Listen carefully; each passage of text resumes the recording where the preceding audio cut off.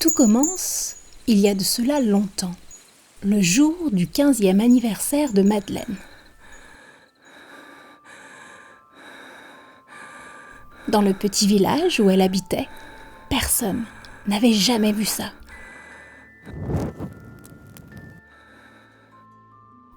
Effrayée, on l'avait transportée dans l'un de ces hôpitaux froids. Pour l'aider, pensa-t-on, quand 9 mois plus tard, elle donna naissance à une petite fille prénommée Adrienne. On confia l'enfant à ses grands-parents. La famille recomposée déménagea près de la mer. Et jamais, de toute sa tendre enfance, on ne parla à Adrienne de sa mère.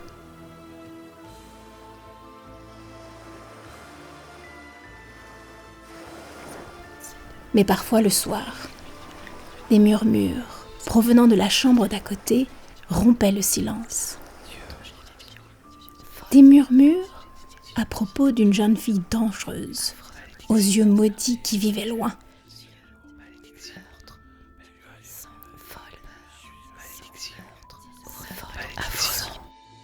L'été 1978, Adrienne mit au monde son unique enfant, Lydia.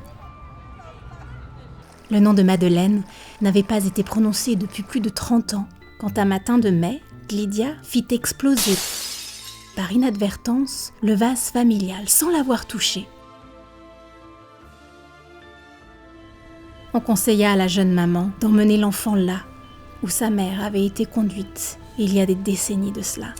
Les cerveaux en blouse blanche refusèrent de la garder et décidèrent plutôt d'une opération plus délicate. Elle fut ainsi débarrassée de ses yeux pour toujours, sans qu'elle ne puisse prononcer un seul mot pour les sauver.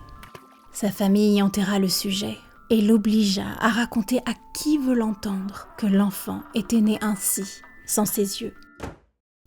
Mais c'est sans compter l'arrivée d'un être spécial. Jade. Ça, c'est moi, maman. Oui. Et qui vient de détruire le canapé du salon et la vitre aussi. Désolée. Jade, la 3e femme de cette famille à posséder ces fameux yeux. Et la première qui peut enfin décider ce qu'elle veut en faire. Ouais, tu devrais t'en servir pour aller crever les pneus du voisin qui se gare toujours devant chez nous, ça lui fera les pieds. Ne lui raconte pas n'importe quoi, toi. Allez, on verra tout ça demain.